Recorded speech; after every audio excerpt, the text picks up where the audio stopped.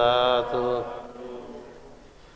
मेधां देवी सरस्वती मेधां मे अश्विनावुभौ आदतां पुष्करसजाः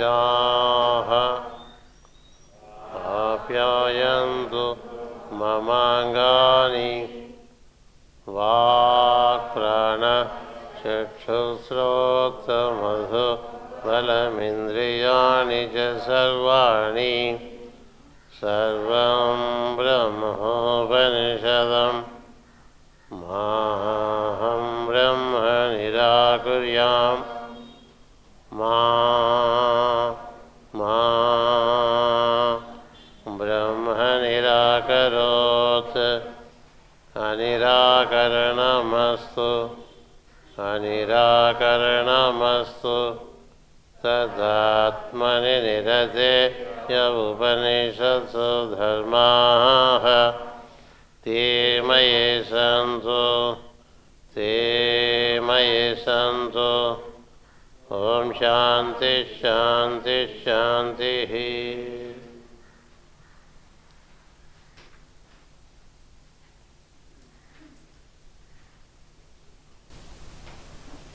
हरिः ॐ।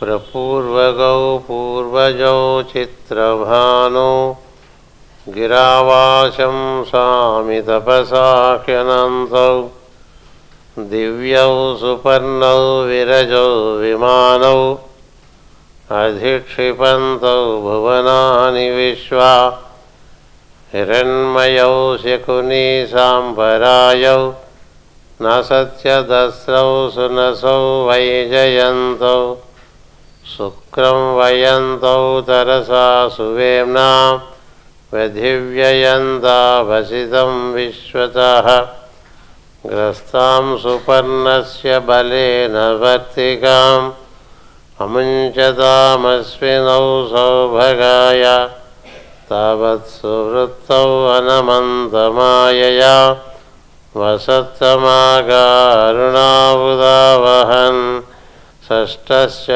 गावः त्रिशतस्य धेनवः एकं वत्सं सुवतीतं दुहोति नानागोष्ठा विहिता एकदोहनाः तावस्विनौ दुहतो घर्ममुख्यम् एकां नाभिं सप्तशता अराश्रिताः प्रधिष्वन्या विंशतिरर्पिता अराः अनेमिचक्रं परिवर्तिते अजरं मायास्विनौ समनक्तिचर्षिणि एकं चक्रं वर्तते द्वादशारं षण्णाभिएकाक्षमृतस्य धारम् यस्मिन् देवा अधिविश्वे विषाक्तस्ता अश्विनौ मुञ्चतो माभिषीदतम् अश्विनाविन्दुममृतं वृत्तभूयो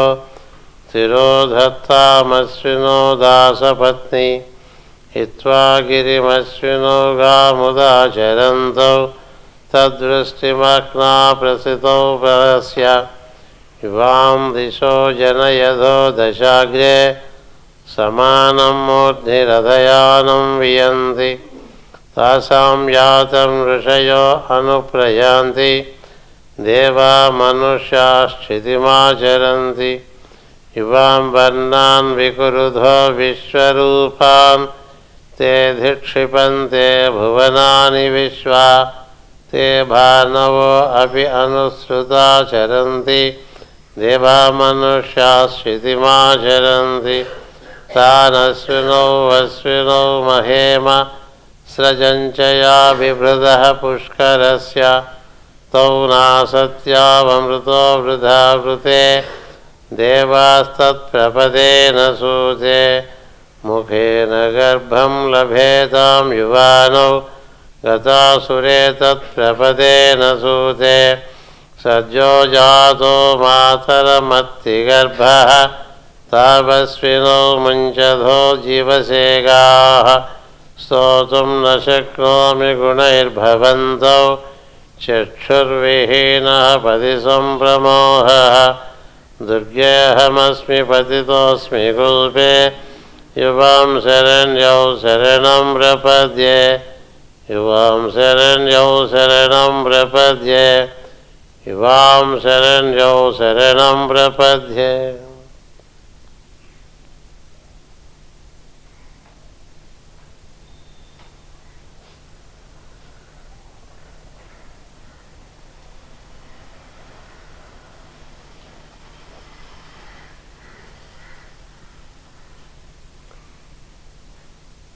Hearty fraternal greetings and good wishes to all the brothers and the sisters.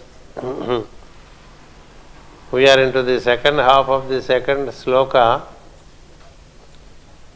The first half is Hiranmayau, Shakuni, Samparayo, Nasatya Dasrau, Sunasau, Vaijayantau, Sukram Vayantau, Tarasa, Suvemna, Adhivyayanta, Vasitam, Vishwataha, and that is the total sloka, of which we understood Hiranmayau, meaning the golden ones, Shakuni, meaning the twins, Samparayo, sorry, I am a bit fast, meaning the one that travel unimpeded from beyond to the mundane, and then there is Sunasau, the good-beaked ones, the good-nosed ones, Vaijayantau, the victorious ones, and then we have come to that part where you speak of Sukram Vayantau Tarasa Suvemna Adhivyayanta Vasitam Vishwataha. These two parts, two lines of the second part of the sloka, it all together carries one single meaning. Sukram means the white, Asitam means the black, Vayantav means weaving, Suvemna means with the help of a good loom, and then Vishwataha means through the sun. I will explain the whole. The word meaning is given to you. That apart, first if we understand the concept, then the word meaning is easy to understand. Sukram means the white.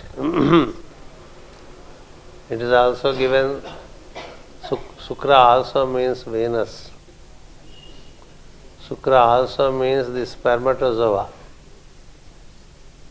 Sukra is the brilliant white, the spark, the white spark, the white ray, all that is Sukram is one aspect.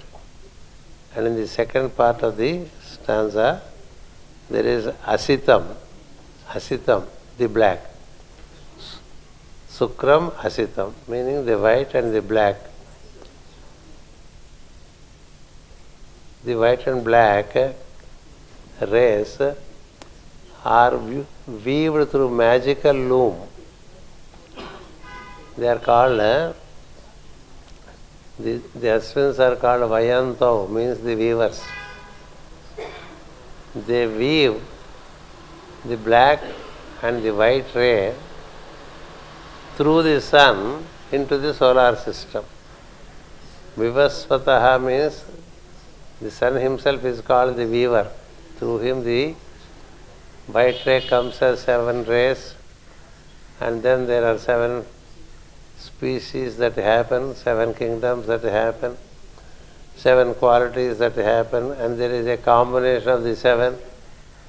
So it keeps on weaving. That's why sun is called Vivasvataha, meaning the weaver.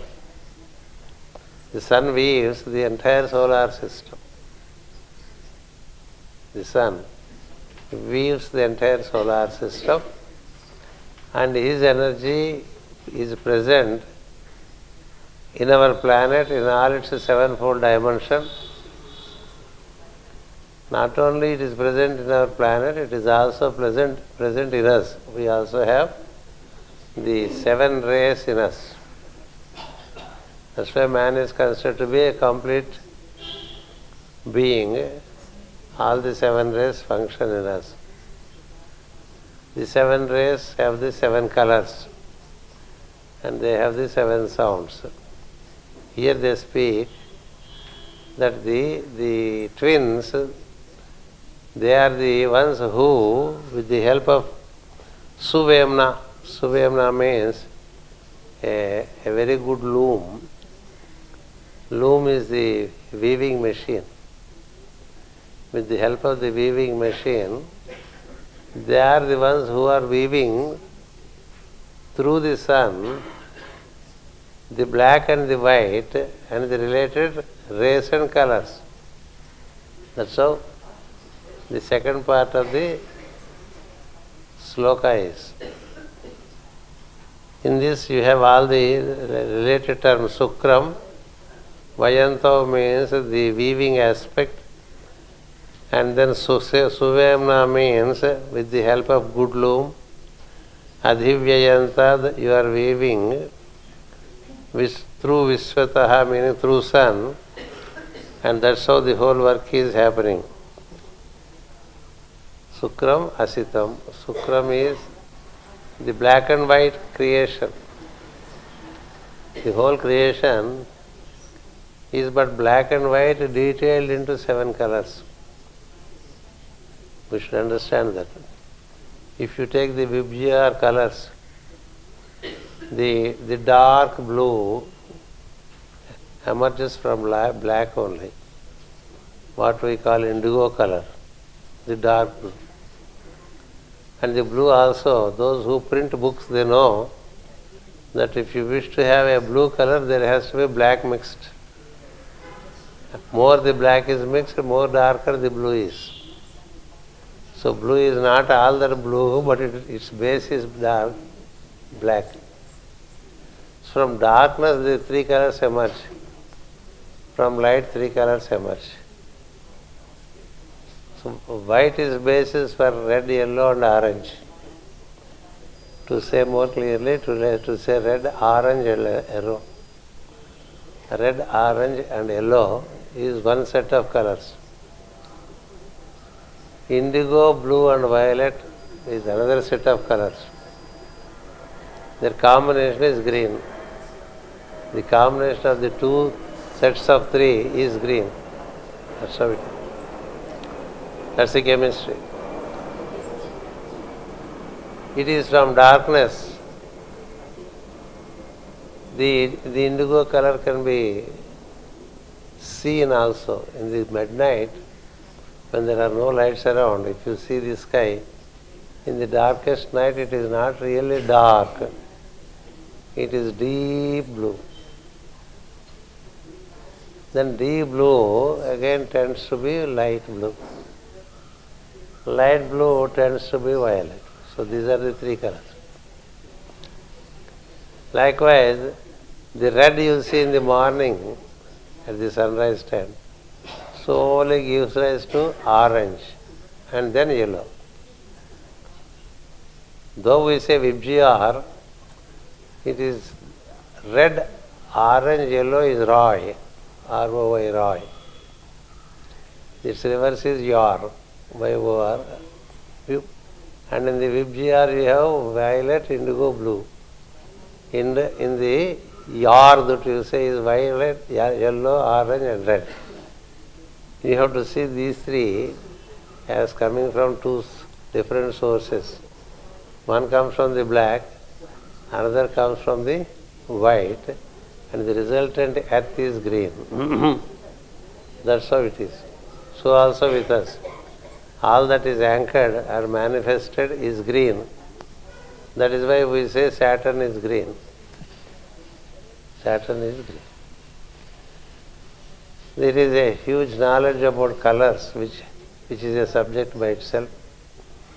What is intended by the sloka here is the twins which represent the twin aspect of one light See, whatever we call as light is absolute darkness. That's what it is said.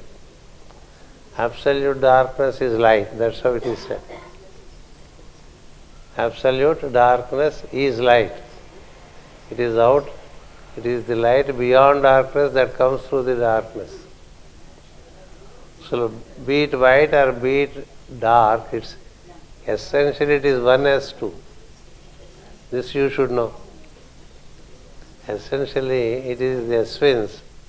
Sometimes it looks like black, sometimes it looks like white.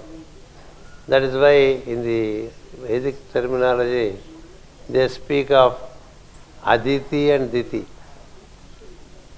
Aditi and Diti. Aditi is brilliant white. Diti is brilliant black. You have the stories about the queen of the night and the queen of the day. Queen of the day is white. Queen of the night is black. Isn't it? Both are there. Both are there. So the two are but one. I can tell you an example. The sky that you see now is slowly it becomes very brilliant.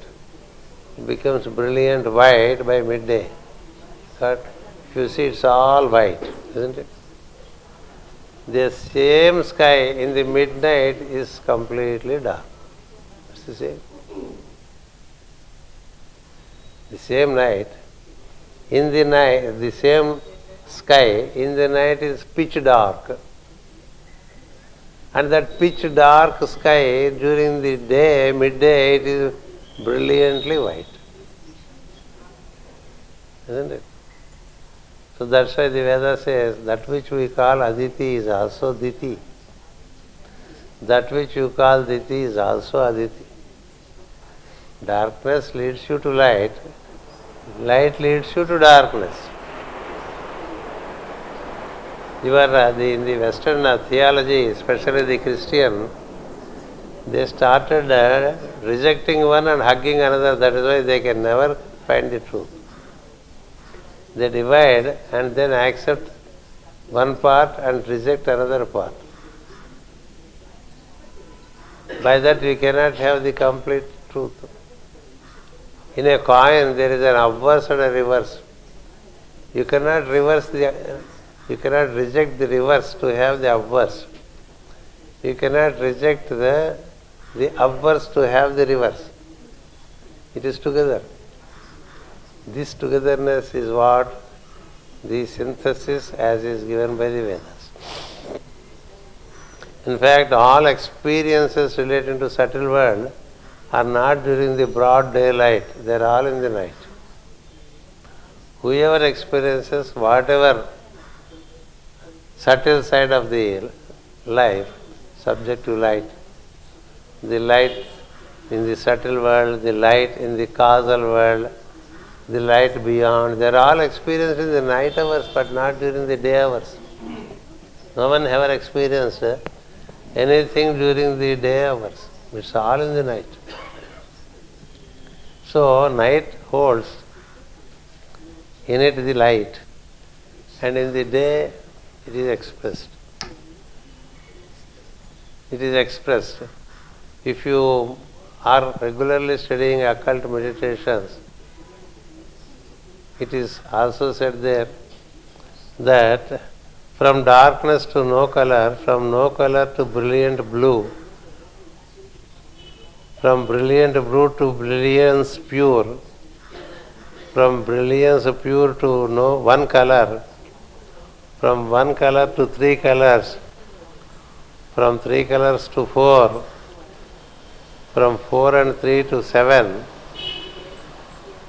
from 3 times 4 to 12, from 12 to 24, 24 to 48 and 49, and to 100 and 1000 and series of zeros, the man is led again into the great zero, the world goes into sleep like that.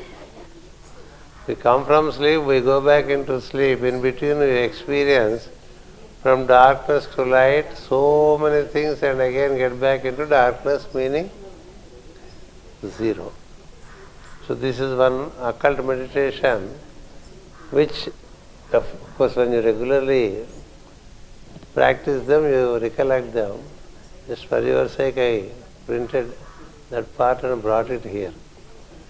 Meditation number 21, which comes on 10th April, 2nd September, 13th October, and 7th March. 4 times in a year it gets repeated if we are regular with occult meditation. So therefore what I wish to say is this work of bringing things from darkness to light and again taking the things back from light to darkness. In fact, the next sloka is only that again. What here they say is, through the sun this is all weaved. Through the sun it is all weaved. Through the sun, the night and the day are weaved. Therefore you have in the solar system, on earth you experience full moon, you experience new moon. There is a gradual increase of moonlight and to new moon, full moon. From there is a gradual decrease of light towards the new moon. New moon is very profound. New moon is very profound. Everything is hidden in the new moon consciousness. It is very deep. Full moon, it is revealed. It is revealed. What is revealed is like a spent force, What is revealed is like a spent force. What remains unrevealed or hidden remains as the potential. The potential annual, every month, the potential is gradually released. Once the release is complete, then again the potential is gathered to release. So the release is from new moon to full moon. The release is from night to day. And during the day we become a spent force by evening. Isn't it? By about 10 o'clock in the night, we are all squeezed out. So we necessarily fall asleep. And then what happens in sleep? You are regaining all energies. You are nourished in the sleep. Next day morning you are fresh like flower. In the morning you are fresh like flower. In the evening you are crippled like a cabbage. Isn't it? Just some example. A crippled state is what is related to the cabbage. No doubt cabbage is fresh and tasty to eat, but it looks very crippled. From a crippled state to an unfolding state by morning, who is doing this magic in you? Who is doing this magic in you? By the night, you are prepared. By the day, you expend. So which is more important? Which is more important? So night and day, darkness and light. That's why we have a beautiful concept about Krishna. Krishna is called Panduranga. Krishna is also called Krishna. Krishna means the dark. Panduranga means the white. He is white and dark. Panduranga or Vithala, you may be hearing these names. Panduranga. Like that they do bhajans. Pandu means white. Pandu means white. Ranga means the color, white color. Panduranga. You call Pandavas, Of course, in the West you call them Pandavas. It's not Pandavas, it is Pandavas. It is not Bharata, it is Bharata. It is not Ramayana, it is Ramayana. Anyway, it's due to absence of familiarity, you say that there is nothing. Just for us it sounds funny.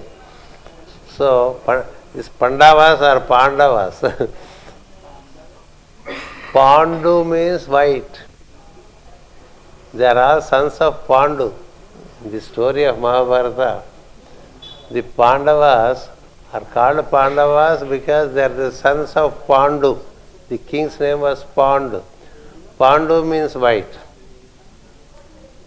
The sons of light, whom we call Pandavas, associate with Krishna, the darkness, to fulfill. That's the story. No one can tell you the secret, and it is unprinted till date. You can read any number of books. It comes when it has to come. See the combination. Krishna, the darkness. Pandavas, the light. Together they fulfill it. So without Krishna, Pandavas cannot fulfill. Therefore, without darkness, there is no light. You should try to be as admiring the darkness as you admire light. You should be as admiring darkness as the light. Something has to be dark. For a contrast, where is the light without darkness? Upon the background of darkness, light shines forth. Upon the background of darkness, light shines forth.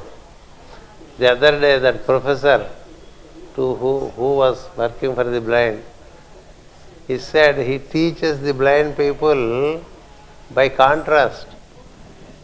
By contrast, by providing the contrast, even the blind is able to comprehend. That's the beauty.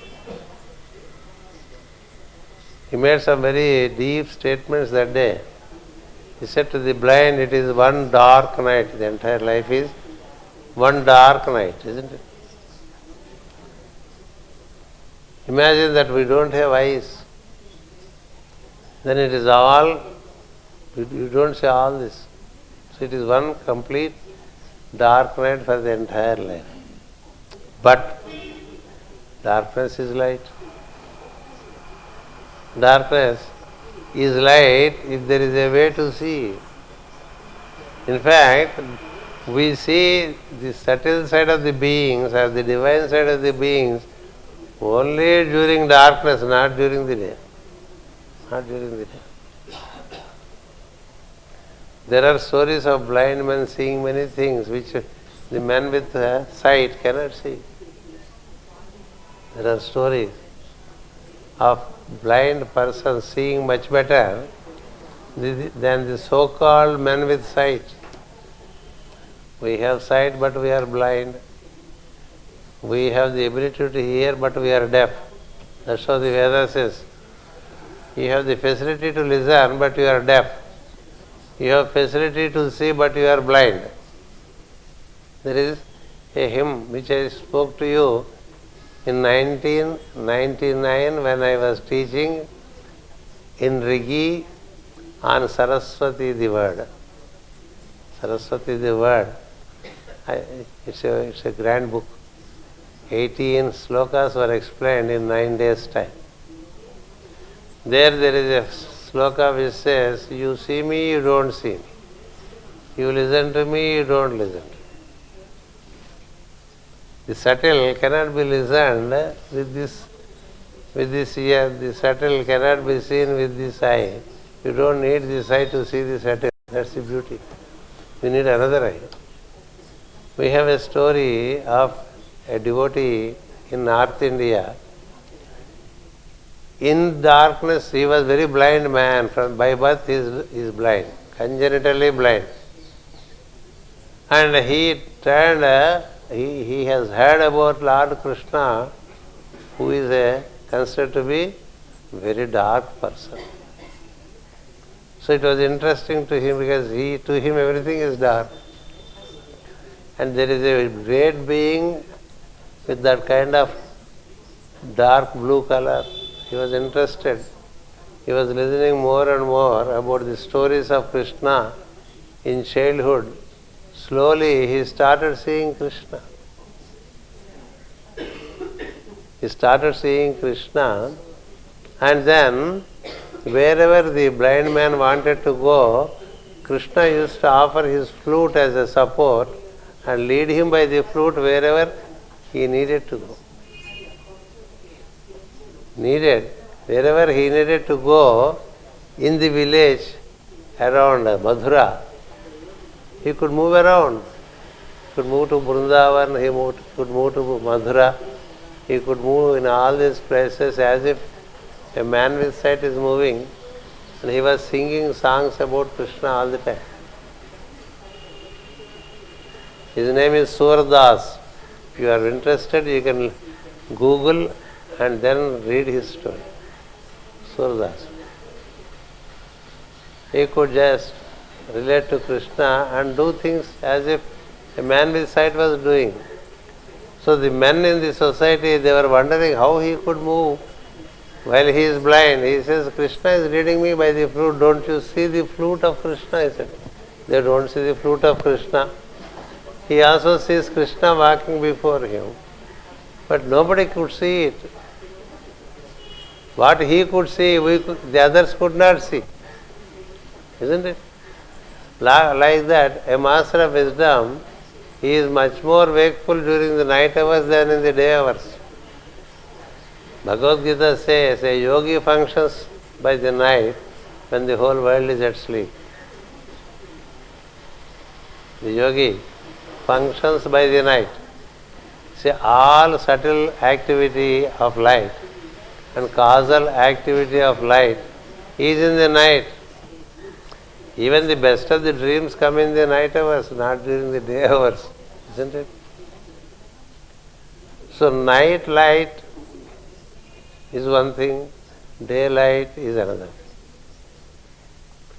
Night light is for subjective experiences. Daylight is for objective experiences. Objective experiences are mundane experiences. Subjective experiences are subtle, causal and much more divine experiences. So they supply both. The beauty of the Aswins is they enable you to experience the two sides of the being, the inner side of the being and the outer side of the being, supplying the necessary light. Supplying the necessary light. In the night time, you are supplied the energies of the varieties of blue. Blue, the variety of blue is indigo, blue and violet. Violet, indigo and blue, that is what we call vib. Isn't it? Violet, indigo, blue, vib. The web is the web of activity in the night. And you can relate to the planets. The seventh ray, what is the color? Violet we say, because the books say. Not that we really experience, because the books say, we say violet is seventh ray. But the truth is it is seventh. So how do you experience violet? Not during the broad daylight, but during the twilight hours you experience violet. And blue, in the night hours only. The sky is blue. And then deep blue, much better experience. That's why aspirants or disciples, they are supposed to be much more wakeful in the night hours, relating to the sky, and then the activity that is happening in the seeming darkness. In seeming darkness, you see a lot of blue beings moving around, violet beings moving around. It's beautiful to see a light blue form upon the background of a dark blue indigo. Imagine, just imagine. And such things are not possible during the day. So there is the black and its activity, there is the white and its activity.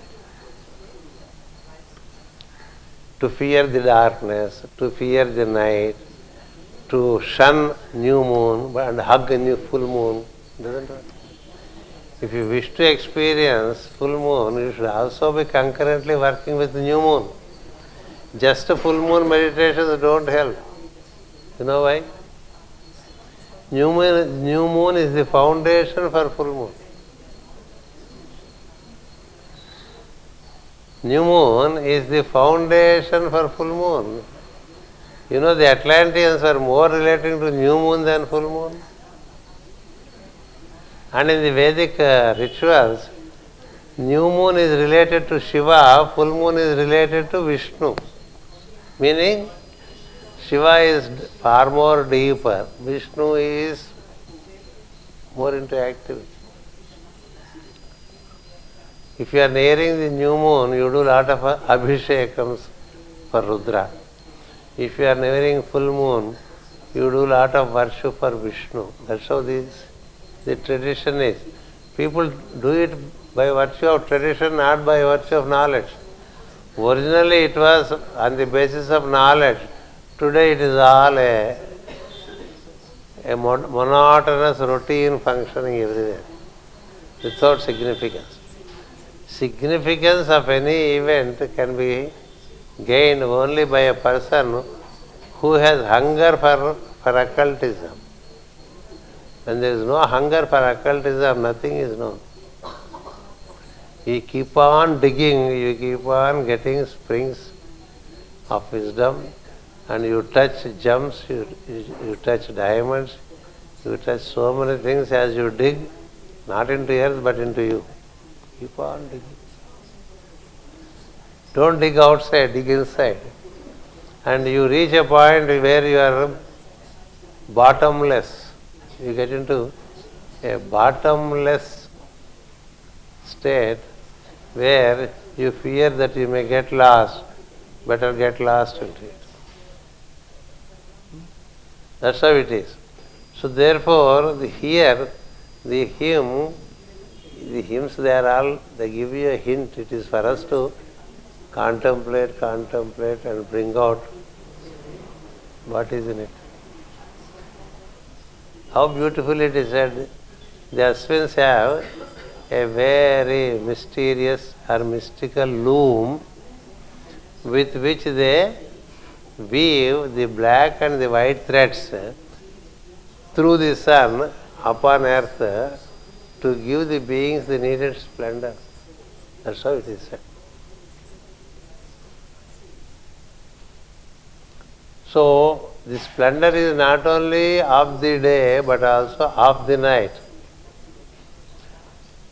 To gain the splendor of the two, meaning the night and the day, we have to be much more attentive to relate to the dusk and the dawn. That's the point where the darkness and the light meet. That's the most auspicious time of the day of 24 hours. When the day and night meet, and when the night and the day meet, in the morning and in the evening, it's a great chemistry that keeps happening. One leads to the other leads to the one. Isn't it? One leads to the other leads to the one. That is one dimension.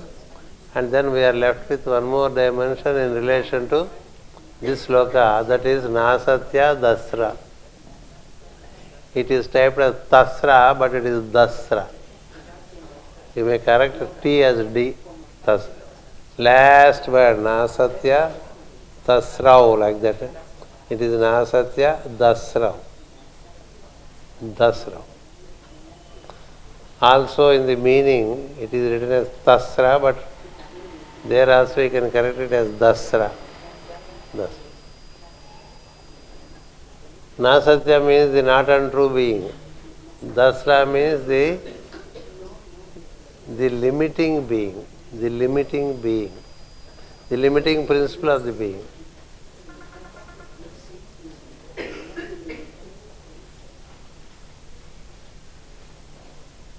The ever-expanding consciousness, the all-permeating consciousness, it is set different limits for different purposes by the Dasra dimension of Nasatya. The male-female dimension. The male is ever-expansive. Ever-expansive. The female sets boundaries. Principle of female, which is called Varuna, it sets boundaries. It demarks.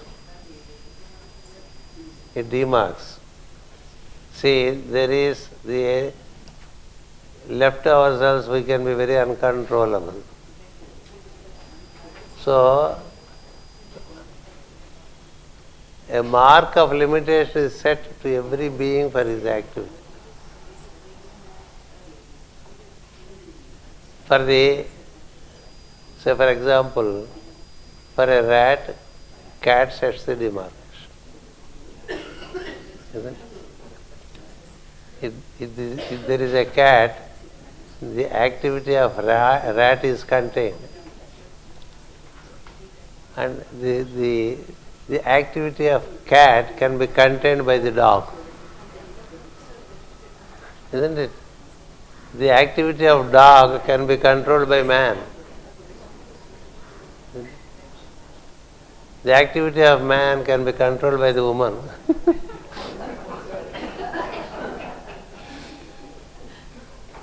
And just for the joke, it's true, no? Yes, this section will say, yes, it is true. But when you look to the section, it is they who control us, isn't it? Meaning, the man contains the woman contains the man, each one sets limits to the other. When the woman goes to shopping, the man sets the limit. No? Each one sets the limit for the other. Even in us, there is a limiting factor. If I keep on feeding you with the chocolates, there is a point beyond which you can't take it. You say it's enough. Isn't it? Anything there is the principle of containing. There is a principle of containing. If I keep on speaking, you would get up and say it's enough. Isn't it? Don't you say that? Of course, we will say that. Even before I hear that, I get out. Normally, I should be wise enough not to continue, to be told to shut up. So there is within and outside, there is a limiting factor in us. Do we observe it? In every activity, there is a limiting factor. The day activity, how long you continue, there is a limitation factor. You say it's enough, let me go to sleep. And when you sleep, then again the limiting factor says it's enough, you have slept enough, get up. Isn't it? See, you cannot go on sleeping, no? Even if you are let to sleep, how long will you sleep? A little over 6 o'clock. But to get up earlier to 6 o'clock could be a problem. But you cannot but get up somewhere later. So there is a limiting factor to sleep, there is a limiting factor to wakefulness, there is a limiting factor to dream, there is a limiting factor to any and every activity.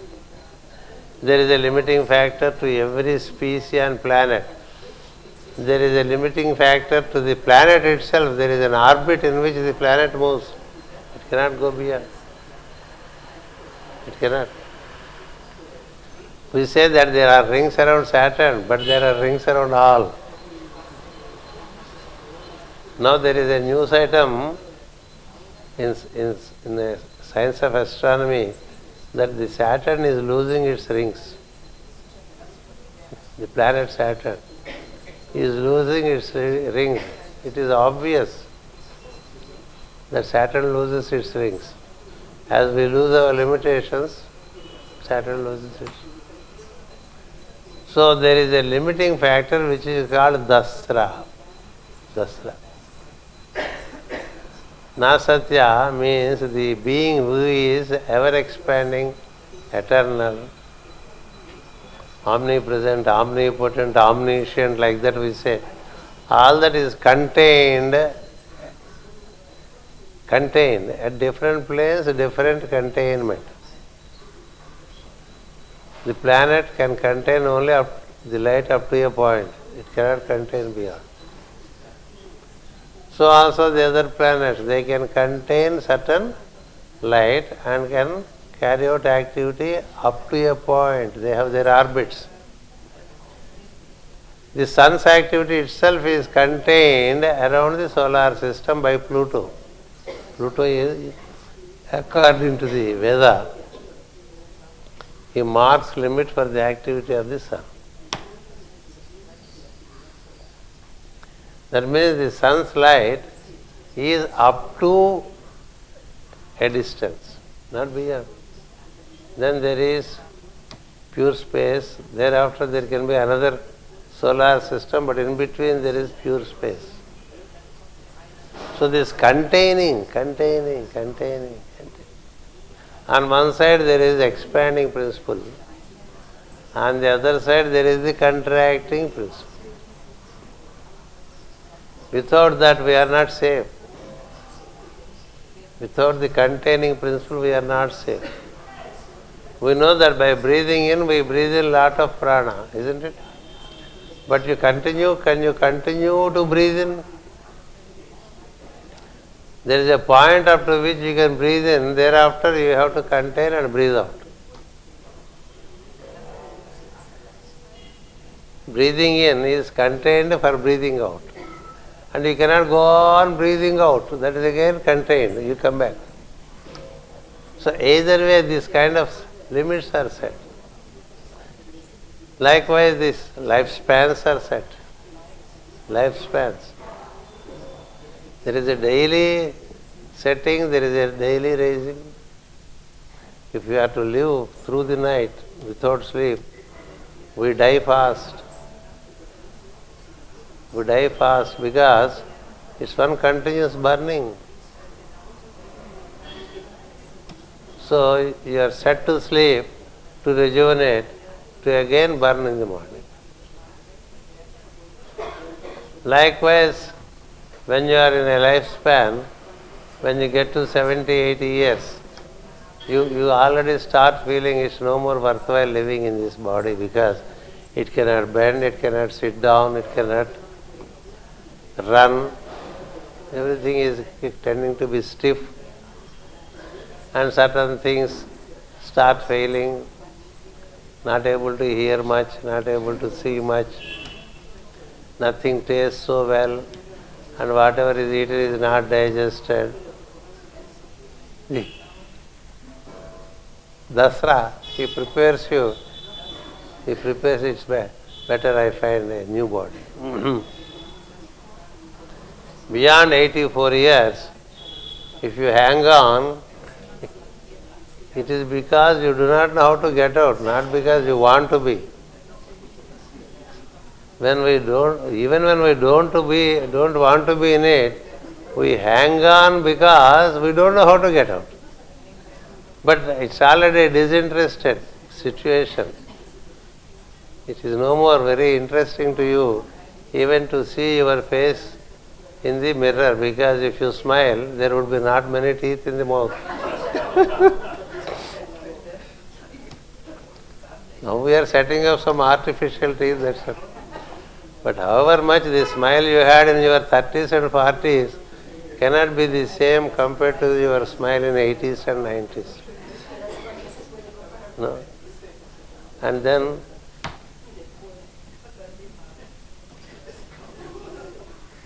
you don't have much to comb in the morning. By habit, if you want to comb, you will find in the mirror there is not much here to comb.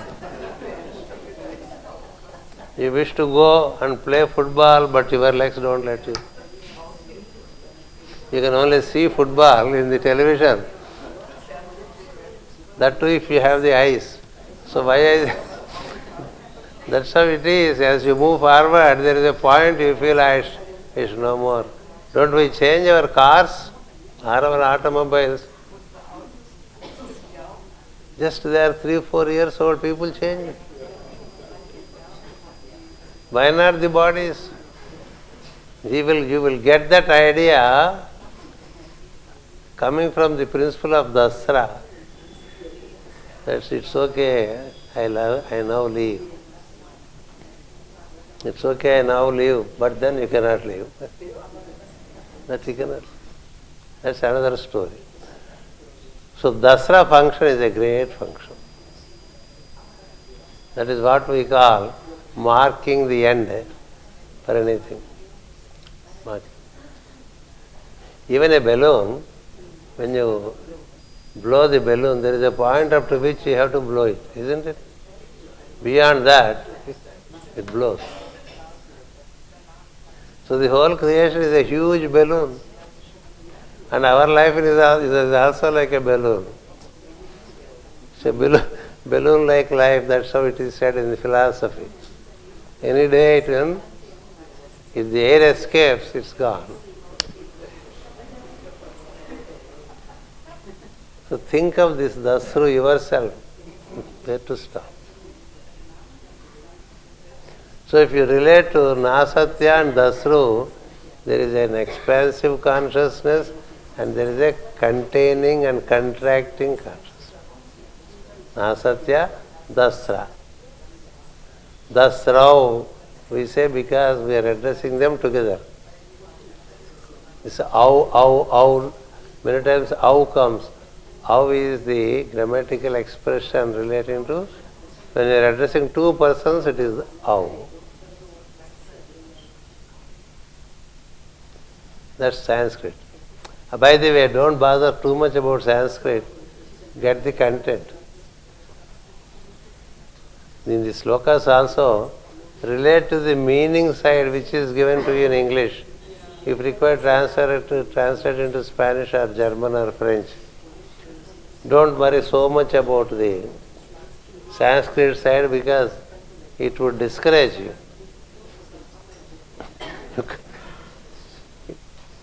This is too late to think of learning Sanskrit.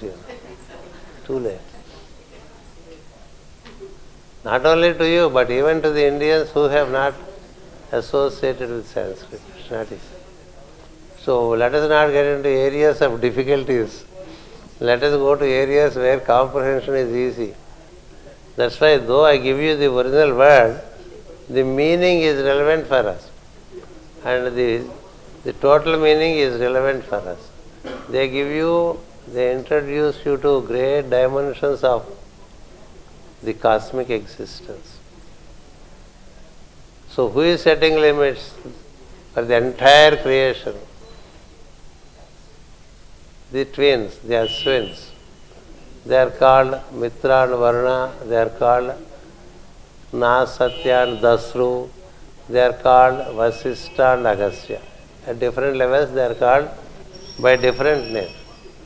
In our being, we the beings belong to Nasatya. We the beings belong to Nasatya and the various forms we have in us.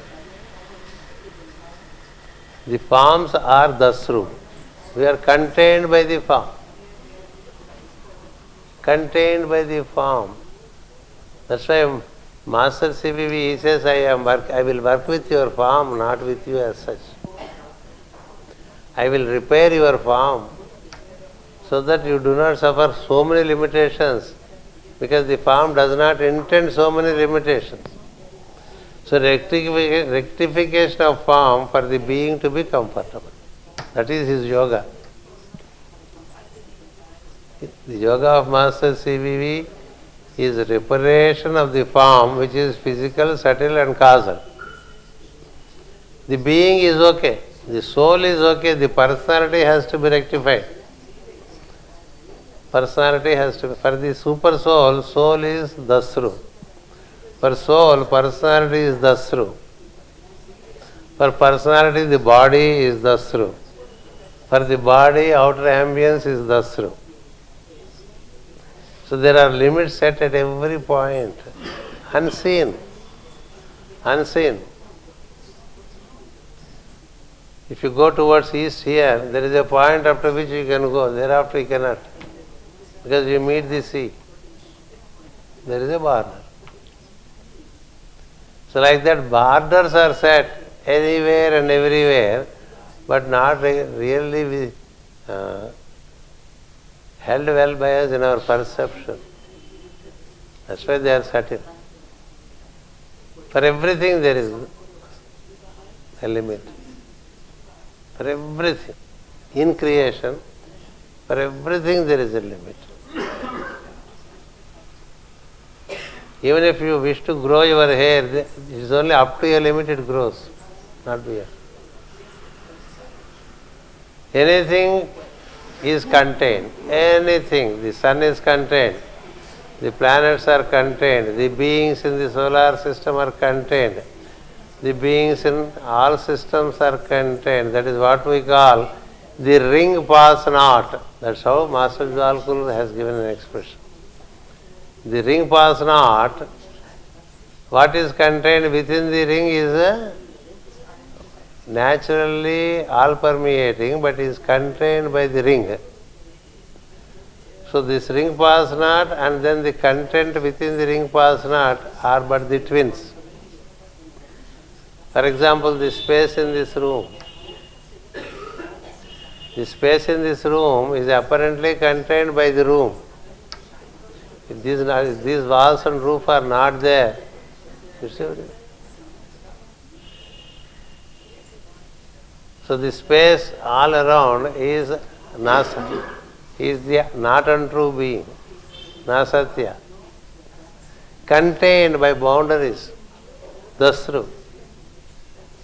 See, if we remove all these walls, then how do you recognize Radha Madhava? No Radha. If all the buildings in this area are removed, where is Visakhapatnam? Even if this earth is removed, see, this space here was there even before earth was formed. When earth was formed, we gained some access to it. And when India is formed, Andhra Pradesh is formed, Visakhapatnam is formed. In Visakhapatnam, Muppidi colony is formed. In Muppidi colony, Radha Madhavam is formed. In Radha Madhavam, a prayer hall is formed. This is how successive circumscriptions give us a facility to work, but it all does not apply to this space. Space is space. Space remains space without or with this building. Space remains space with or without Visakhapatnam. Space remains space with or without India. Space remains space without Asia. Space remains space without the planet. Space remains space without solar system. It is always there. That which is always there, around which so many circumscriptions, they keep on defining things. So the Dasru is the defining one. What is it defining? The infinite is defined. See, that's the beauty of the English language. Infinite appears to be of the finite, definite. What we say, define, infinity, it is marked to be defined. So we are all defined like that. We have defined ourselves, nobody defined that. It's our pitiable state. We are nasatyas, but by our own definition we remain limited. But the space is not limited. Nasatya is like the space which we are. The master in us, the very base of our being in us is not limited. But we decided to be limited, therefore we continue to be limited. It is only by self-definition we limit ourselves. That what is our original identity? That I am is our original identity. That is everywhere. So when you relate to that, you are also limitless one. But we don't say that I am. I am say I am man. Isn't it? Or I am human. I am male. I am female. I am Indian. I am Spanish. I am German. These are all what we have defined about ourselves and set limits to ourselves. I am an infant, I am a youth, I am an old man, I am a sick man is also our definition. The man is not sick, the form is sick. So where did we shifted our identity. Our case is a case of mistaken identity. And there is in one of the playlets of Shakespeare, a case of mistaken identity. We are all mistaken identities. But this mistaken identity has given a facility. So, but we have to see the limitedness of it. When we do that, we understand that we are essentially infinite, but for a localized situation we define. We define ourselves for a purpose, but we are not a permanent, definitive thing.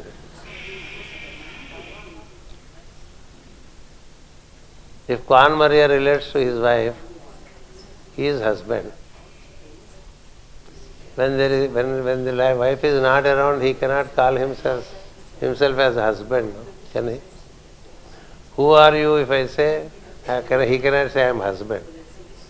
It's a limited definition in relation to his wife. Likewise, his father, when he meets his children, it's a limited definition. Limited. That he is Spanish, it's a limited definition.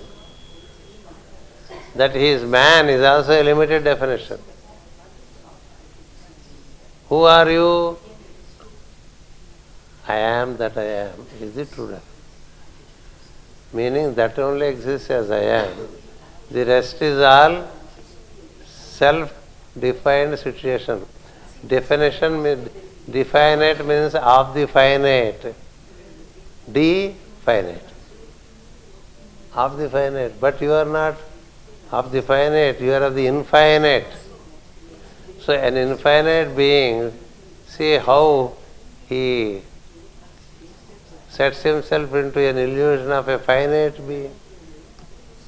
Finite.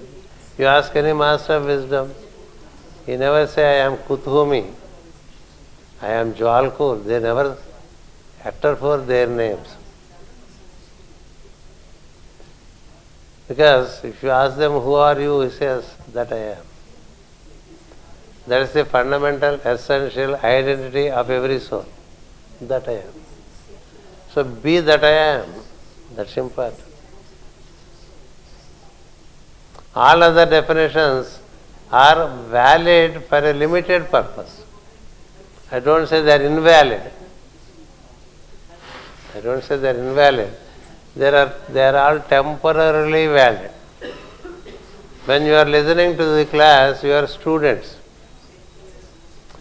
And when I am speaking to the class, I am teacher. It's a limited definition. The moment I get out of here and you get out of this room, you are not students, I am not teacher. When we all are at the dining table, what are we? We are all commodores, isn't it? Commodores. Commodores అంటే తిండిపోతులని అర్థం. When we eat, we are in Spanish Commodores. Of course, German, they must be having their own word. So, how a student can be a Commodore, can be a husband, can be a wife, can be a parent, can be a son. In relation to something, you are something. But by yourself, no name. By yourself, you have no form. By yourself, you have no name. This has to be drilled deep into us. Otherwise, no occultism. Otherwise, it's only toying around occultism. People like kindergarten, we keep on playing with the toys, call this the various terminology of the Veda or wisdom. Who are you? Once my father met a great master. He walked into his bureau and said, "Can I sit?" My father said, "Yes, please take your seat." After he took his seat, my father asked, "May I know who you are?" He said, "I am called so-and-so.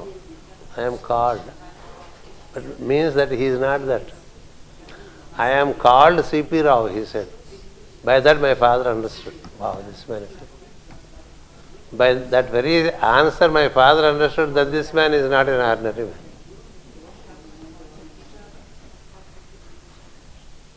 If you are asked, "Who are you?" we very happily say our name, We say our name, we say our nation, we say our life. If anyone asks about you, you don't just remain answering briskly and simply what is asked. You keep on saying many more things about you, which are not true, only to show how much you are stuck in your own definition. Once when I was traveling in a flight, the one by my side, he saw me differently dressed and he said, "Who are you?" Then I looked at him and said, "It's difficult to say who I am." It's difficult to say who I am. Then he thought,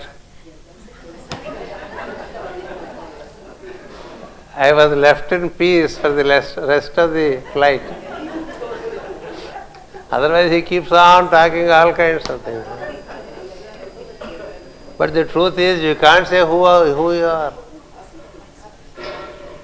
We can't say who we are. We can't say from where we have come. We can't say where we are going.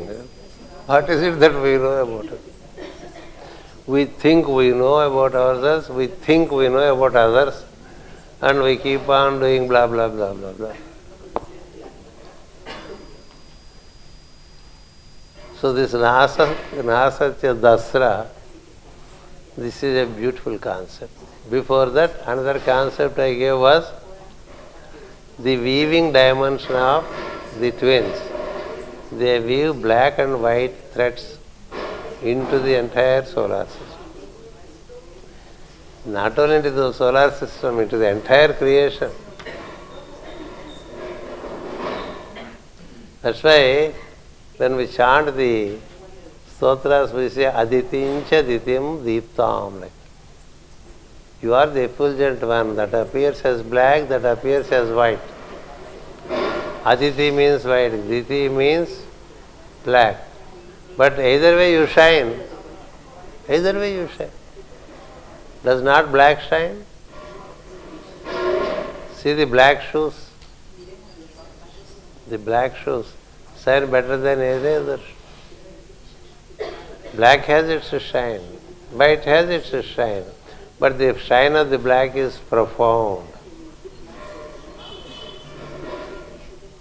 In the south, in all temples they have the images of God in black stone. In the north, the images of God in India are all in white stone. See the contrast. In the north, they use a lot of marble stones for images of God. In South, we use lot of black stone for the images of God. See, you have black Madonna, which is very special to you. There are so many symbols of the mother in gold color, in marble color. But black Madonna is black Madonna, it is very special. Because they are very few, that's all. They are very special because they are very few. When they are few, they are special. This is our. See, among all here, you find on the altar, there is one who is very black. No? He is in the corner. He is in the corner. The only black one, it is very befitting. It all happened by itself, not because we planned. There is one of his image in the room, it is not black, it is golden. There is one in the beginning of the prayer, veranda, that is not black, it is golden. Up there is a white one, but here in the corner, there is a dark one to say. Don't ignore dark. So when you look at all, you cannot but look at him because he is the only unique dark one. That's how Krishna is described. He is unique because he is so dark, meaning so imperceptible, so deep. As you get more and more into it, you get lost. You get lost into him and you cease to exist. That's the beauty. He puts you to samadhi. So anyway, I think the concept is well explained in terms of the looming aspect of the handloom work of, meaning they have a huge handloom shop. The Aswins, they are the best weavers and they have the best of the handloom machine with them. Weaving machine. The machine for them is the sun, poor fellow. Through the sun they do it. That is one dimension. And then the expansive and limiting consciousness, both are but the function of the one. One has two, male, female. Female contains male expansion as principles, as energies. So that is, by that we conclude the second sloka. We will get into the third sloka, which reads like this. Grastam suparnasya balena vartikam amunchatam asvinau saubhagaya tavat suvruttau anamanta mayaya vasattamaga aruna udavahan. I read again. Grastam suparnasya balena vartikam amunchatam asvinau saubhagaya tavat suvruttam anamanta mayaya tavat suvruttau anamanta mayaya vasattamaga aruna udavahan. It's all but one dimension. So it's not like the first sloka where there are about 10 dimensions. The whole process, a particular function relating to the Aswins is given here. Gastam suparnasya balena vartika means, Suparna means the one with the good-winged bird. Su means good. Su. Parna are the wings. Suparna. The good-winged one. The Garuda is given that name. Is the good-winged one. The two breaths, they are the good wings, which are emerging from the bird. The wings emerge from the bird is the pulsation. So, grastam means absorbed. absorbed, balena, absorbed, very strongly absorbed. It's a strong absorption. In spite of you are absorbed. In spite of you, you are absorbed into your being during the sleep. Who does it? The one with the good wings. It draws you in. Balena Vartika. Vartika means, Vartikas are the behavioral patterns. We have so many varieties of behavior which we keep on moving in during the day. Each one has different patterns, and we keep on moving in those patterns till you get to sleep. Till you get to sleep, isn't it?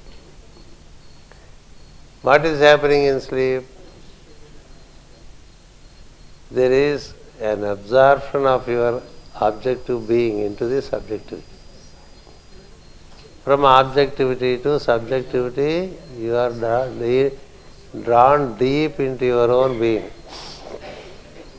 If you are not drawn into your being, you keep on moving in rounds and rounds and rounds and rounds, in the same things all this way. And just for the fun, it expresses in a very emphatic way what all we do throughout the life. It's the same brushing of the teeth, same drinking of coffees, again breakfast, and again blah blah blah, and some movement of senses, mind, all kinds of mental activity. From breakfast to lunch, we are mental, isn't it? Meaning we are into mental activity. The mind driving the senses and the body, we keep on doing it, and mind keeps on getting the same things again and again and again in rounds and rounds and rounds. These routine thoughts that we get is what are called vartikas. Vartikas. Vartika means it moves you into a circular movement. It puts you to circular movement. Doing the same things for 80 years, one day we die. Finished. Same thing. Same use of eyes, same use of ears, same use of speech. Everything is. So every day we keep doing this. That's the reason why we get tired soon. We get tired invariably by the evening because same cyclical thoughts. So the nature wants to save us. That's where the principle of the bird, the Aswins, they draw you in. They draw you in from this activity which is good, bad and ugly, We do so much activity throughout the day on the basis of whatever thoughts we receive.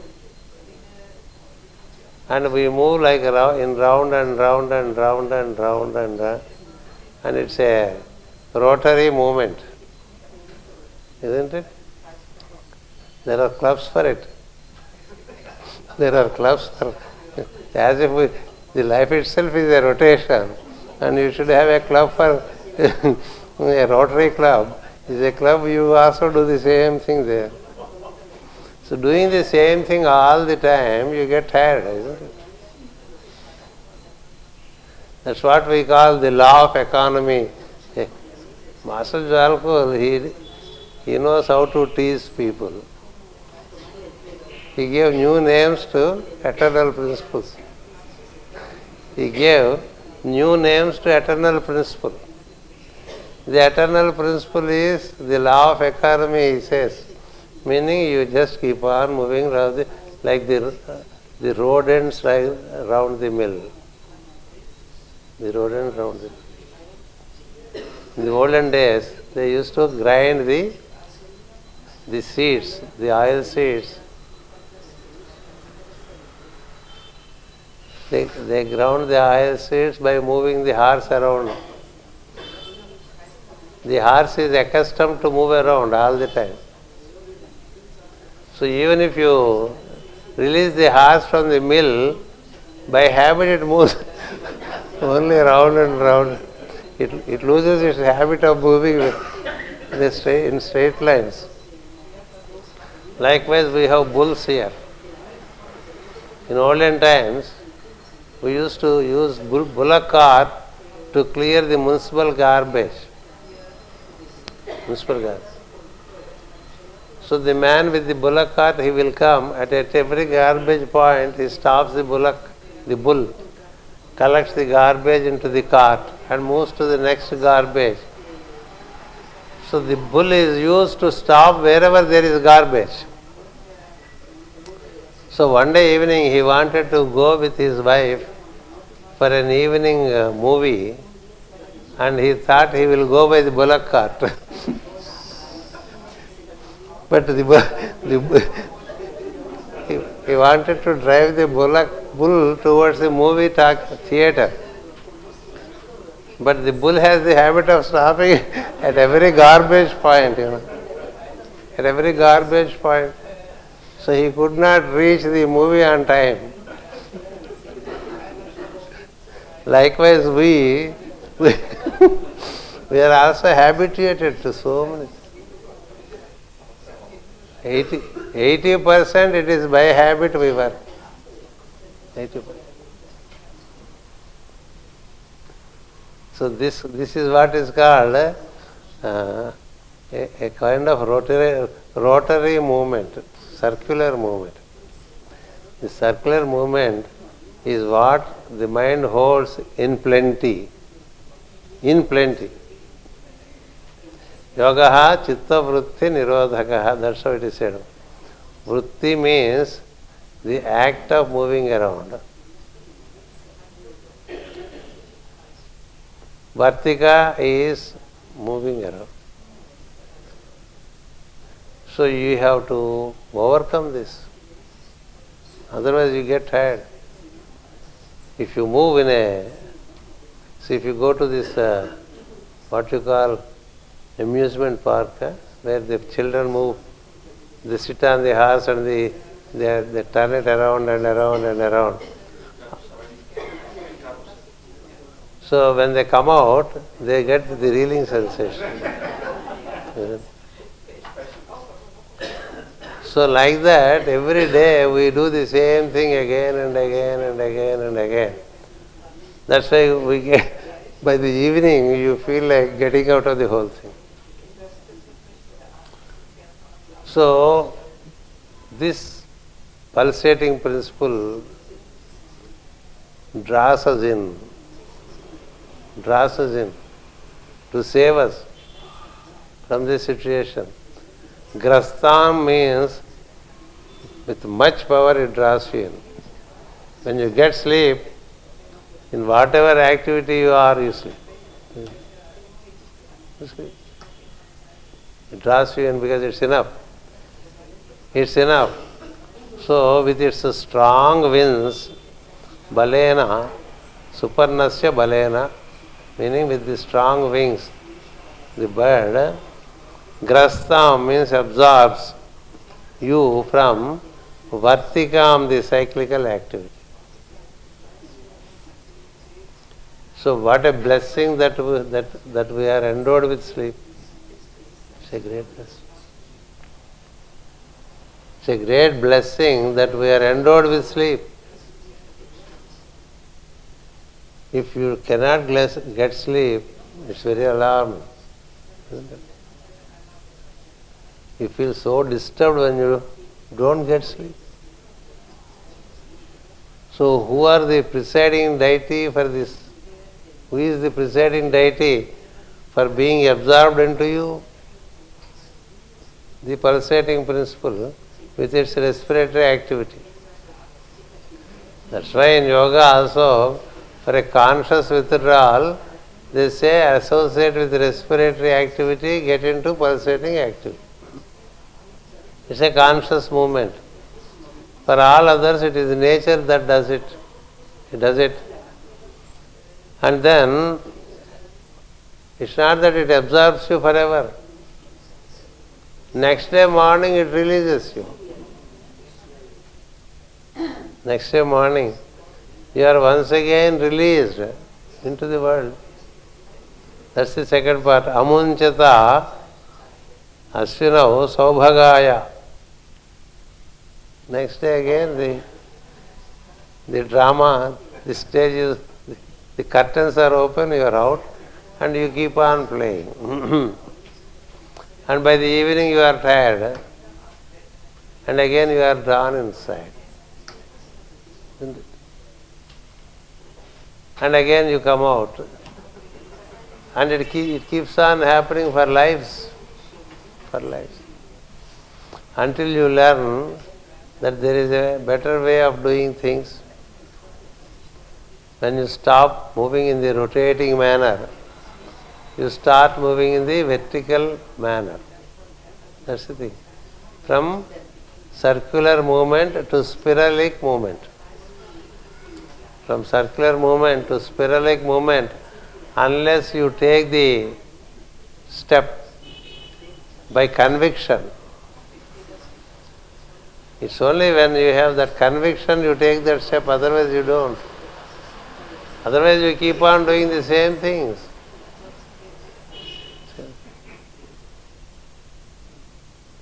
People invite you to some new activity which is very circular.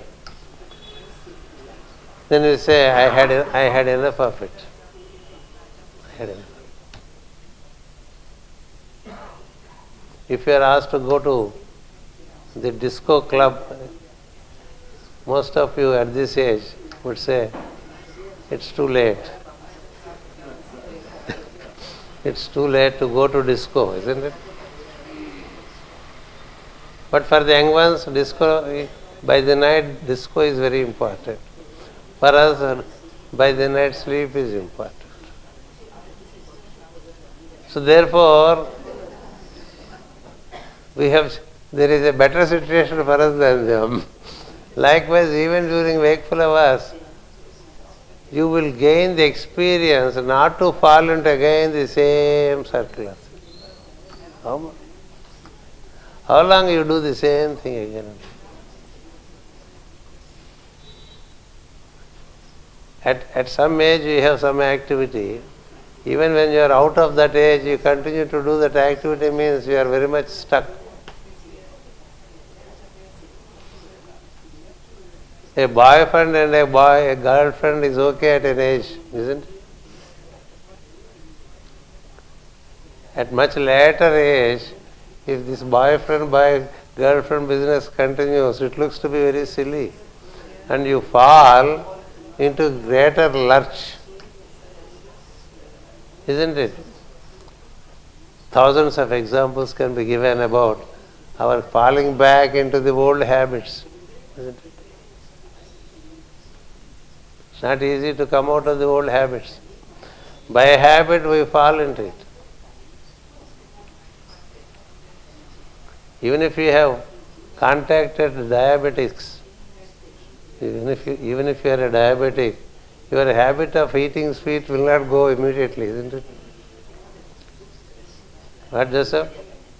When it comes to sweet and ice cream, I only think of my friend Joseph Paradise. It happens. It's not only with Joseph, with all of us.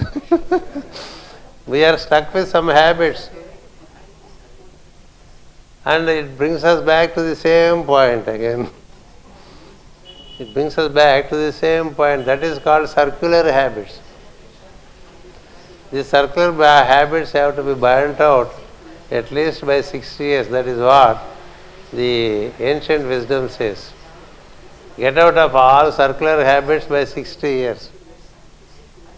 That's why, you know what they do? It's another activity which is an activity of great ignorance. They do a ritual where they burn 10 million wicks. 10 million wicks they burn. The wick is made by, the threads are screwed up in circular manner, and then you have the cotton wick. That wick we put in the morning when they set the lights. From the cotton we prepare the threads and we spin them in the vertical, in the circular fashion. It becomes a wick. That cotton wick is into the oil, it is dipped in oil and set as a lamp. And it burns. That's what happens, no? It burns. That is what we are doing regularly. So they say, burn 10 million wicks and be free from all these worldly things. They do a ritual for that. But by burning cotton wicks, you don't get anything. లక్షవత్తుల్లో చేస్తారు. 7 లక్షవత్తుల్లో నెయ్యి వృధా, ఒత్తులు వృధా, శ్రమ వృధా, అట్లాగే ఉంటాం కదా తర్వాత. ది విక్ is representative of our behavioural pattern. Behavioral pattern. And we keep on burning daily. And we again prepare for the next day. And again burn it. And again prepare the next day and burn it. Now you are lucky, you are not making candles at home, you are buying them, isn't it? We are still making them.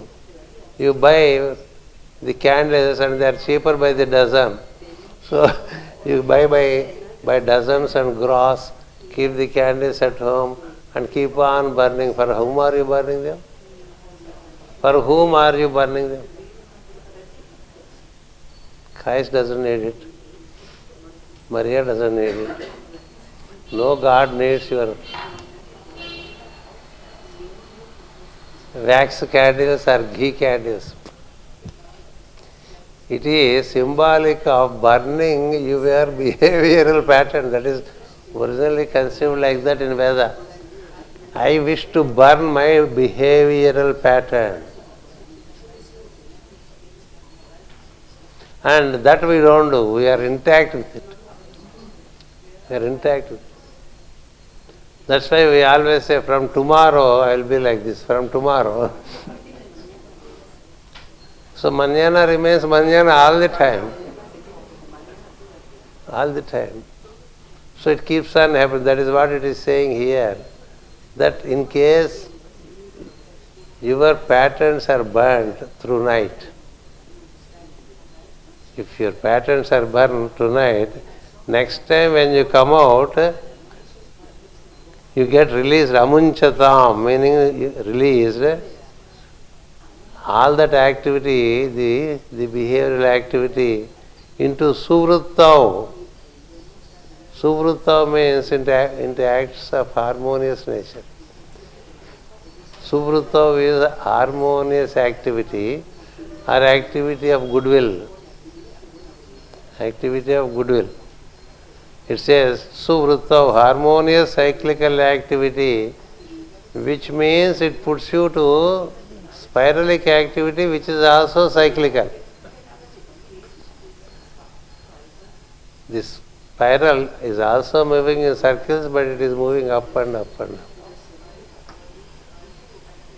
So from the law of economy, you get to the second law of attraction and repulsion. You move up, but the old habit brings you down. And again you move up, the old habit brings you down. That's how you are up and down, up and down, up and down in your spiritual discipleship practices. Some days up, until 14th January it is all up for me. Later it can be very down, isn't it? 13th January night, Guru Puja is over. No? 14th onwards, there is no teaching, morning, evening teaching. So you are free, so you may fall into your bad habits or old habits. Though not bad, but old habits. So it keeps on happening, the law of attraction, repulsion. Until what time? Until the spiral touches the top, where there is synthesis, the law of synthesis. This much volume is written by Master Jwalkur for this. He wrote the law of economy, the law of attraction, repulsion, the law of synthesis into a very voluminous book so that the West can break their head with it. But all that is said in one sloka by Vedavyas. In one sloka. It is one volume there. Treatise on cosmic fire, where you have these three laws mentioned. No one even touches it. Then from a distance they respect. But it is so intellectual that you get heat in the head. You get the heat in the head, but not the cool. So therefore, here he says, you are put to suvruttav. In the beginning, they are vartikas, meaning circular movement. Now the same vartikas, circular movement, becomes suvruttas. Suvruttas means upward moving cyclical path. That is what we call spiralic. That is what is called the ascent of Kundalini. The coiled coil of the serpent takes to an upward journey. So that upward journey gives different thoughts, not the same thoughts. Different thoughts.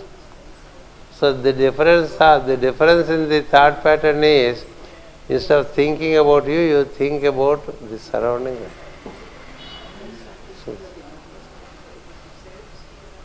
When you do that, then happens, you get into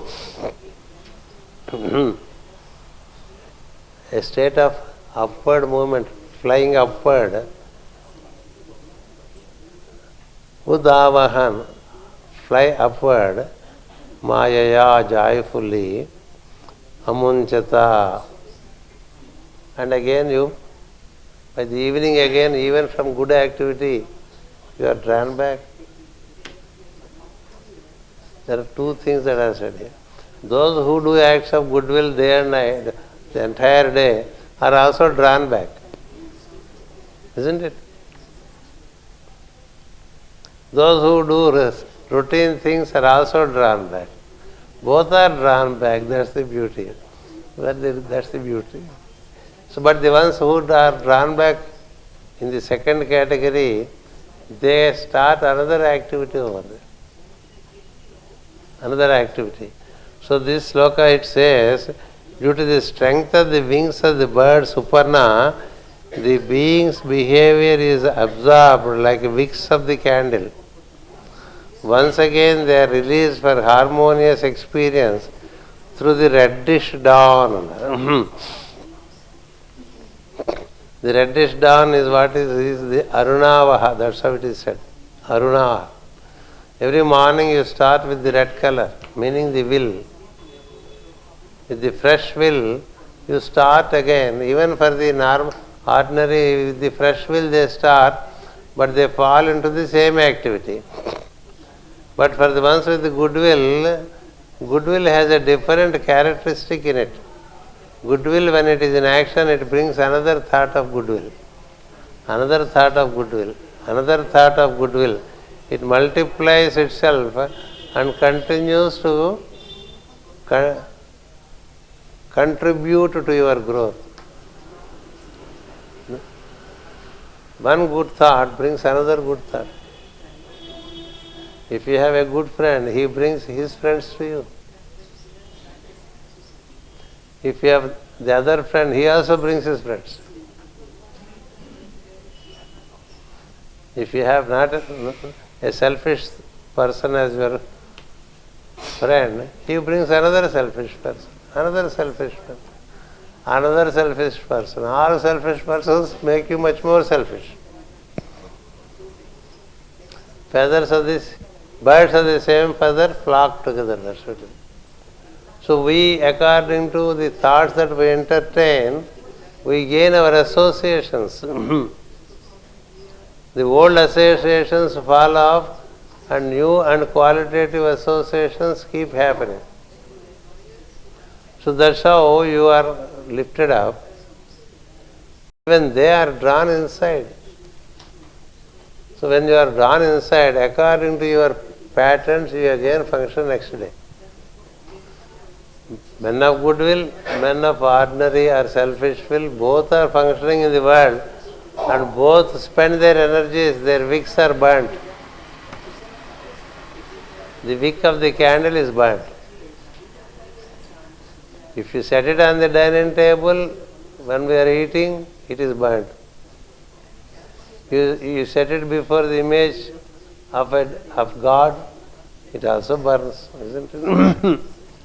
Activity of goodwill, activity of selfish will, still the firework is on and the wick is burnt. Next day you start afresh, isn't it? It is common to all. It is common to all. So next day you start with what you call rejuvenated will. Rejuvenated will. That rejuvenated will is what you see in the east as the first color emerging from darkness to light. When you look at the horizon, you keep on searching where will the sun rise.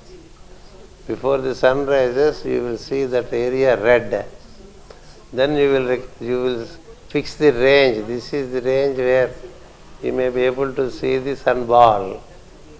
So somewhere in between it becomes a bit more yellowish. There you know, here is it.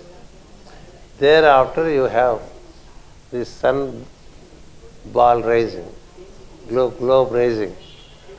So like that, the freshness in us is represented by the red color. The red color. And then that is the fire. Red stands for the fire. You start with your day with it and then you keep on burning. For what are you burning depends what kind of experience you receive. And then again by evening you are drawn inside. This activity is conducted by the Aswins first. It's a dimension for which we have to be thankful, because every morning if we wake up fresh, we should be thankful to this energy that has brought you back to daily activity. You should be thankful in the evening before you go to sleep, because it is helping you to relax, rest, rejuvenate and come back. So thinking of the Aswins as you wake up and expressing gratefulness, thinking of the Aswins before you slip into sleep to help you out for a better tomorrow and also a better experience in the night. Both are. So from sleep, you wake up, conduct so much and get back into sleep. That's how it is for an ordinary person. But for a yogi, it is getting out of samadhi and getting into samadhi. He is also into activity throughout the day. So therefore, either way, it is Aswins that help. At all levels, it is the Aswins that help. That's why I thought I present again this meditation to you, coming from Master CVV. He says, from sleep to darkness, from darkness to the color deep blue, and from deep blue to brilliant blue, from brilliant blue to brilliance pure, from brilliance pure to color one, color so many, and then ultimately he says, and lead again into one big zero, the world goes into sleep.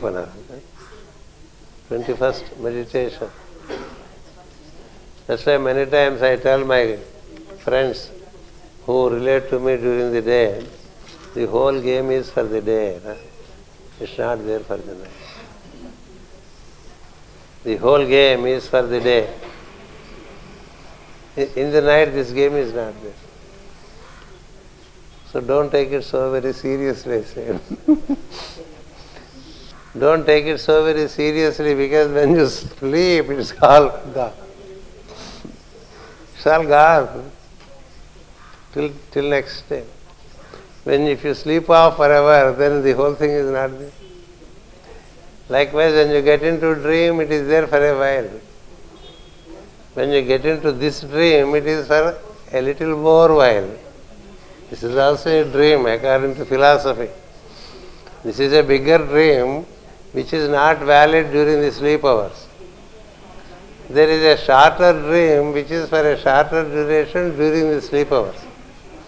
But this is a dream, that is a dream. What is reality?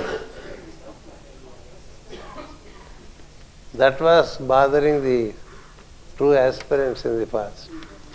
Okay, this is a dream because it doesn't exist when I am at sleep. So therefore it is not reality. And sleep doesn't exist now. Sleep doesn't exist now. And this doesn't exist when you are in sleep. And in dream, it is a total different situation. That is also not existing all the time. Isn't it? So which is reality? Is this reality? This cannot be reality because it is not there in sleep hours. Is sleep reality? Sleep is not reality because it is not there forever. Dream is not at all a reality because it is for a short duration. So then the question arises, what exactly is reality then? It's like you are getting into 3 rooms. Room 1, sleep. Room 2, dream. Room 3, awakening. You are walking into this room, coming out, walking into other room, coming out, walking into the other room. But without these rooms, you are there.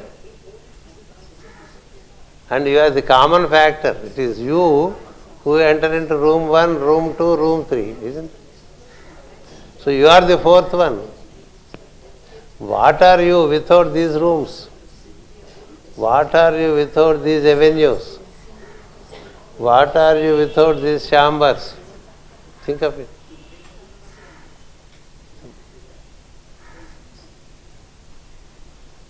What are they? We are literally moving in 3 rooms, that's all. Busily moving in 3 rooms. But the one who is entering into the room, what is he who is not able to see? It's like now getting into this, multiplex, where you have 3 movies in the same place. You can get into any movie you like. Now it is it's fashion everywhere. That in one place you have 5 movies, 6 movies, 5, 6 theatres in the same place. You buy one ticket for a duration. You can go to any one of the movies for a while. Any movie. So there are different movies. But the one who is entering into the movie is different from the movie as such. That secret who will show you? Who will show you? That secret will be shown by the Aswins when you are drawn into them. When you are drawn from your cyclical, circular activities, then you see the reality of your own being. That is what is said as the 4th state. 4th state, Turiya in Sanskrit. In Turiya state you clearly see yourself as I am. and you realize I am that I am, and you are entering into a threefold activity throughout the 24 hours. So therefore, the withdrawal into the chamber of your being, withdrawal into chamber of your being is not withdrawal into sleep. It's not withdrawal into sleep. Until you know that which is beyond sleep, you are in sleep. You are in sleep. Beyond sleep, beyond wakeful hours, beyond the dream hours, there is the fourth state, which is our state of beingness. That state of beingness can be gained either through conscious sleeping or through contemplation and meditation, which is called jhana. So here this third stropha or sloka, it is giving us introduction to a dimension that you are projecting into the world, and you are once again withdrawn from the world. You are not projecting, you are projected into the world, and you are drawn from the projection. Upon the silver screen there is a projection of the movie. Once the movie is withdrawn, what remains is the silver screen. There can be a fantastic movie, but then like that, with one split second, the movie can be withdrawn. It's all a projection, Likewise, all our life is a projection from the pure awareness which we call a dimension of Aswin. Existence and awareness, that double, is what is called the Aswin. So the awareness is, on it so many things happen, but they are not real, they are projections. So the one who knows that all is but a projection, he withdraws to be silver screen, meaning he withdraws into that I am state. So this is another dimension of the Aswins. Grastam suparnasya balena vartikam amunchatam asvinau saubhagaya tavat subhutau anamantamayaya vasattamaga aruna udavahan. See, the second round when you come out, after burning your circular activity, is an activity that puts you to udavahan. That's how, that word is very important. Upward, flying upward. When you have become conscious of your withdrawal into your pulsating principle, thereafter there is an upliftment. Budavahan. The third word from below. Third word. You are lifted up through the pulsating principle into higher side of your being, where it is very joyful.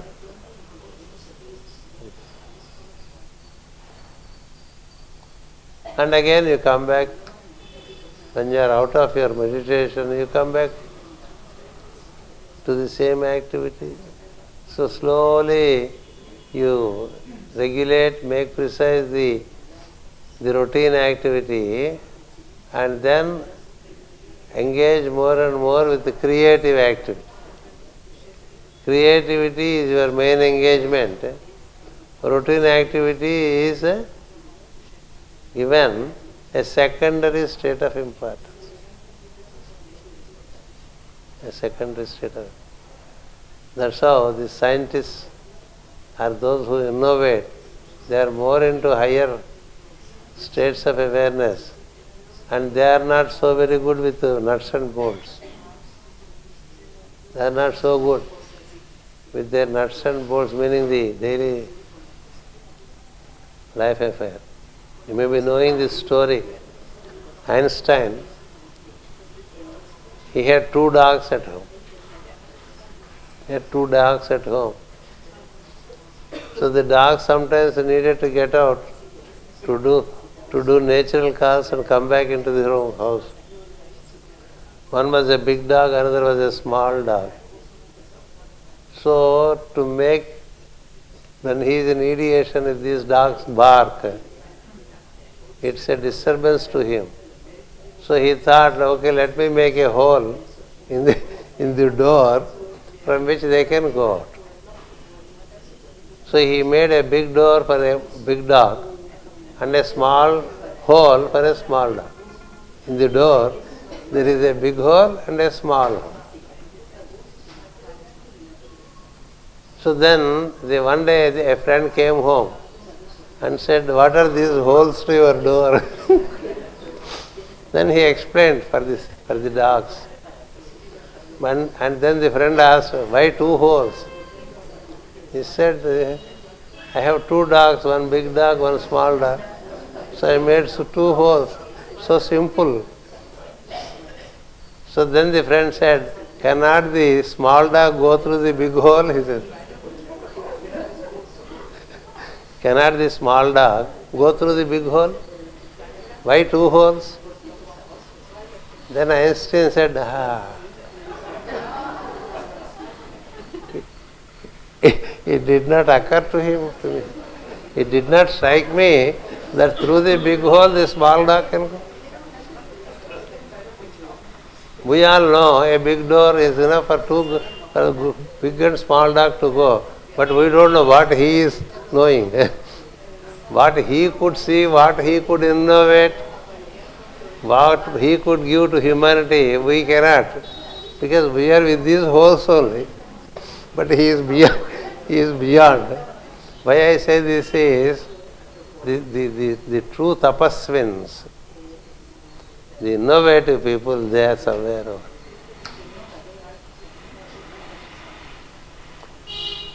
So they may not be very precise and very accurate in this plane, but that doesn't matter. They have much more joy over there.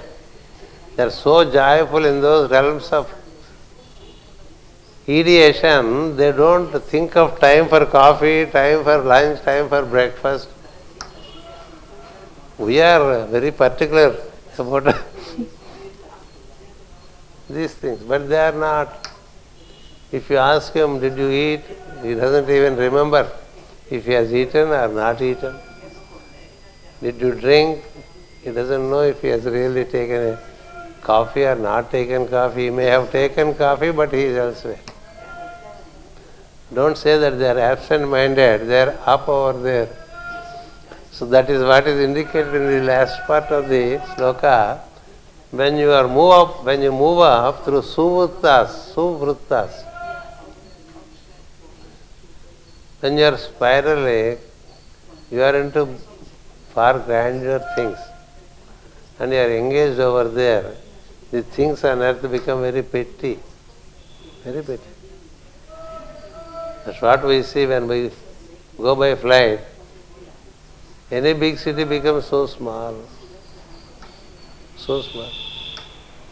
But when we are here, everything looks so big.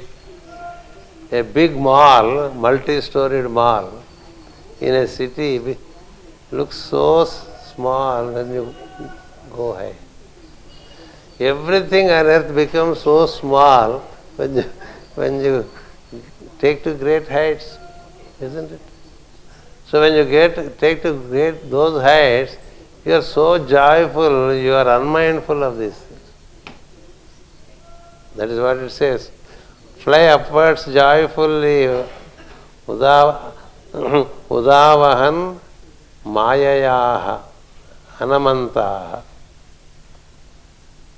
And you tend to be more and more humble. So these are some dimensions of this sloka. At least we have to remember one dimension, that we are released in the morning by Aswins. We are absorbed back into Aswins in the night. So let us be conscious when we come out, and let us also be conscious we get in. And when you come out, it's all beautiful with the dawn. When you go inside also it is equally beautiful. When you know how to go inside consciously. So joy is there either way, provided you come out of your mundane behavioral patterns relating to your daily living.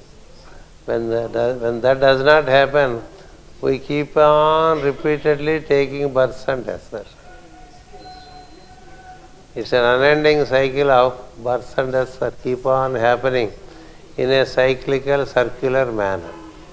So that is one more dimension relating to this. By this we have covered the third sloka. We get into the fourth one in the afternoon. Thank you. Namaskar.